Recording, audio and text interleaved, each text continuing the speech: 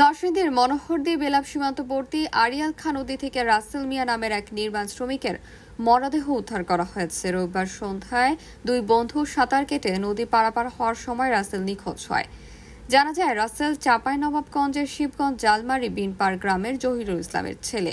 মনোহরদী বড়চাপা ইউনিয়নের জামালপুর চর কৃষ্ণপুর গ্রামের গোলাম মোস্তফার বাড়িতে বিল্ডিং নির্মাণের কাজ করতেন।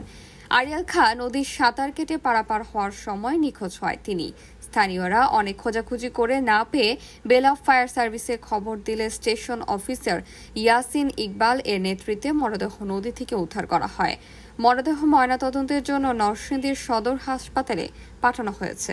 হেপার গেছে, এক লোক হেপার গেছে, নাও তো নাও গিয়ে তালা মারা, এটা তালা মারা পরে তা একবার হাতুরে এবার আইসে পরে আমার লগে ইসারা বাচ্চা আছে, ইসারা আমার বইছি বইয়া বাই গেছে। আপনার বাড়ি কোনো বাই? আমরা বাড়ি নবগঞ্জ। ভাই এফে কি করুন ভাই, আসেন ঘুরতাম বাড়িতে। আমি কিছু ভাই তো গুতরা নাই গা, কাম করো তো হে দিতে যাওয়া না, হে দিতে যাওয়া।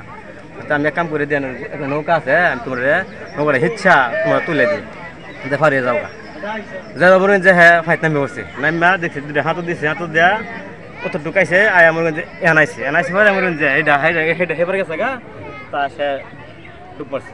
উনি আমার ভাই ছিলেন। আমি ওই ফরিদপুর ভাঙায় ছিলাম, আমি খবর পেয়েছি, খবর পেয়ে আসছি। ওই নদীতে ডুবে মারা গেছে, আমাকে রাত্রে ফোন দিয়ে বলছে। এই কিছু আর আমি বলতে পারছি না ভাই। আপনাদের দেশের বাড়ি কোথায়? দেশের বাড়ি চাঁপাইনবাবগঞ্জ, শিবগঞ্জ থানা। আপনার কয় ভাই বোন? 3 ভাই 1 বোন। ও কত নম্বর ছিল? 3 নাম্বার। 3 নম্বর। জি। ওইখানে কি কাজ করতো? এখানে রাজমিস্ত্রি কাজ করতো। রাজমিস্ত্রি। জি। আপনি কি কালকে রাত্রে খবর পেয়েছেন আজকে সকালে? আমি রাত্রে 11টার দিয়ে খবর পেয়েছি।